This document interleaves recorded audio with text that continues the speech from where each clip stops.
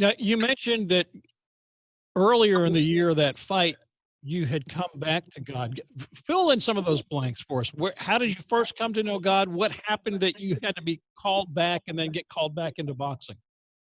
Yeah, so one of the really big issues we had to establish when writing this book is I had to decide essentially when I did get saved, and that's not always easy for people to do, and I really had to determine that so that I could at least maintain consistency through the book of when I actually gave my life to the Lord.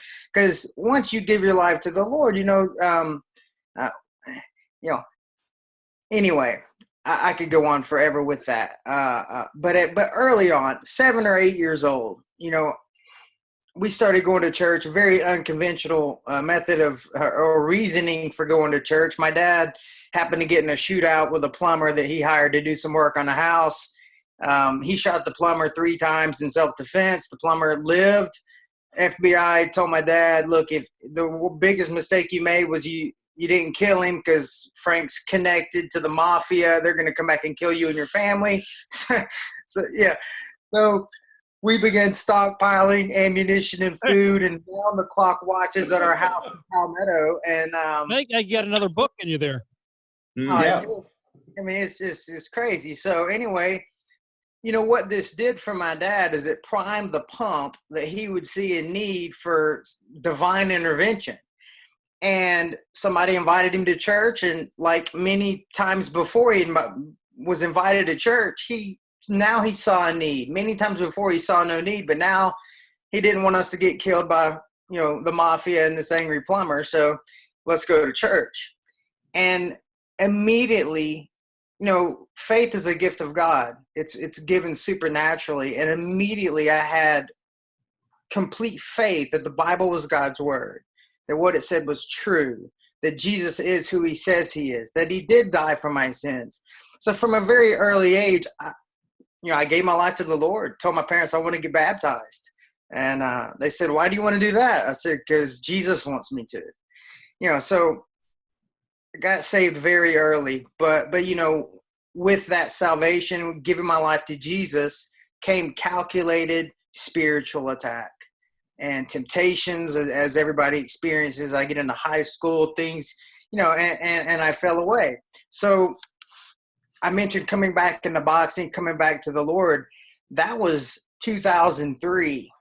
I had already had 16 professional boxing matches. 2000, I turned pro. 2000, 2001, 16 pro fights. But during that time, God was blessing my career. It was going well. 16 straight victories, big victories. And I let pride creep into my life. And as pride crept in, I quit depending upon God.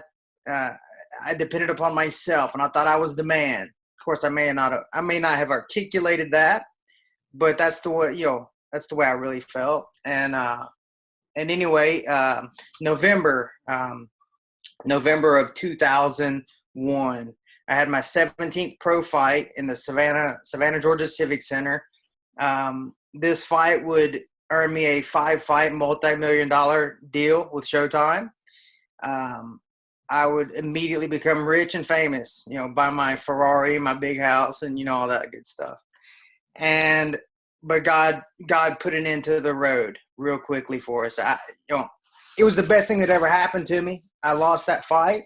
My whole career fell apart. Me and my wife fled the chaos we were in the middle of in Georgia, fled to Manhattan, New York, right after 9/11.